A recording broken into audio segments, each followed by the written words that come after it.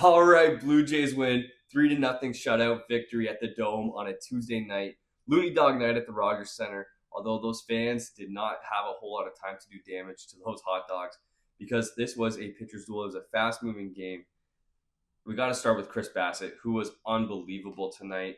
6 innings pitched, 0 runs, 4 hits, 1 walk, 6 Ks. He was really, really, really good. He was back to the dominant fashion we've seen him start. Well, we saw him start the season off with. It was really, really encouraging to see after he was a little bit shaky his last couple times out. Back to medium Chris Bassitt. Is that a rude thing to say? I don't think so. Chris Bassitt is usually good for a quality start. 6 innings, 3 runs or less, but tonight 6 innings, obviously no runs.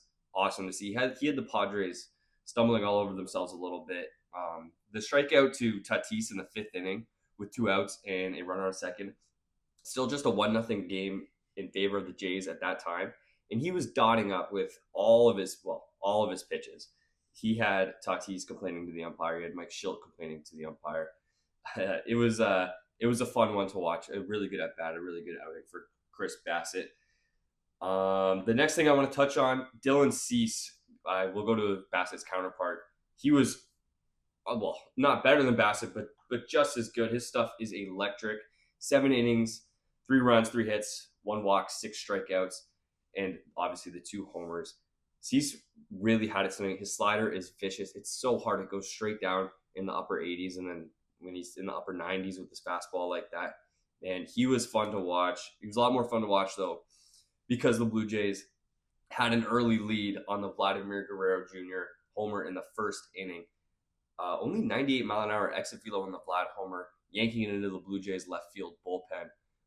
Good to see. Super encouraging. Anytime we see a Vlad homer, obviously we're super excited about it because he's our $500 million man, and we not only do we want him to be good, we need him to be good. So, it's good to see him get on the board early tonight, and it was super encouraging. But Cease continued to dominate pretty much immediately after that, except for the at-bat to Tony Taters. He dropped down to the 6th spot tonight, and I was really encouraged. Well, I was really discouraged by his first at-bat, swinging at sliders in the dirt. He had no idea what was happening. And all it took was one mistake from Cease. Cease hung a slider in the middle of the zone, and he went Yahtzee, put the Jays up 3-0, and that would be the end of the scoring. So, obviously, the highlight for the Jays is how important it is to hit home runs. They only had 3 hits tonight, least amount of hits they've had in a win this season, according to the broadcast. And it was really encouraging to see because we've been asking them to hit home runs. If those 3 hits are singles, this game is still going on right now, and they're in extra innings. It's 0-0 still. And it was really good to see. I don't want to take anything away from Cease. Like, they got to him twice. They're 2 home run hitters, hit 2 home runs off of him. So it was perfect to see. Dylan Cease, though, free agent this offseason, a guy I'd like to see the Jays kick the tires on. The rotation is, Bassett's going to be a free agent, and Max Scherzer is going to be a free agent at least. So, the Jays bullpen starting rotation could use some help going into next year, obviously. Speaking a little bit in jest there, but I would love to kick the tires on it. I love watching Cease tonight. He was really, really good. So how do we get to the end of the shutout for the Jays? Brendan Little, really good again. So fun to watch, man. He had the bottom of the order. They had 3 lefties stacked up. He gave up a leadoff hit, but then immediately got a double play ball and then struck out the pinch hitter as a righty. So really good from Little again. Yariel Rodriguez. This one I actually thought I'd touch on a little bit here because the setup man tonight, 8th inning in a 3-run game. So not a 1-run game. If it's a 1-run game, I bet you it's still Jimmy Garcia. I bet it would have been in a 1-run game, even maybe a 2-run game. But with the little bit of a larger lead, still a safe situation. So Rodriguez is going to pick up a hold tonight. But I didn't hate it. Yariel Rodriguez, how do I say this? I think he is on the outskirts of the circle of trust right now.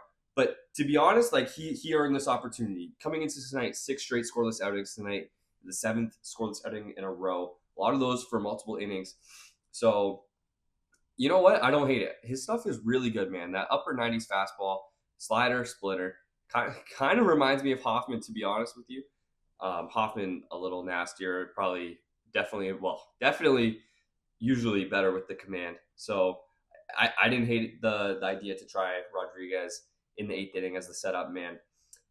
And I really like it if it works. And if you can keep going to it, having Jimmy and Hoff not be your only late game bullpen options in like super tight games would be huge. It'd get them off of their 80 appearance pace, speaking a little bit in hyperbole there. But they're pitching in almost half the Jays games right now. So it'd be good if there was another guy that we could trust, keep them, Hoff and Jimmy, fresh a little bit more. And then Hoffman back to his dominant self. Was a little bit worried. Never worried tonight, but we've seen him be shaky 3 of his last 5 outings with blown saves, I think so. It was good to see him straight up dominate tonight. He threw 9 pitches, 8 strikes, got a strikeout. Beautiful Blue Jays win, 3-0. Clean defense all around, clean baseball. Huge win. 3-0. Jays shut out the Padres. Kevin Gausman on the hill tomorrow against Randy Vasquez. Let's go win a series. Why not? Huge win tonight. Love to see it. We'll talk to you tomorrow.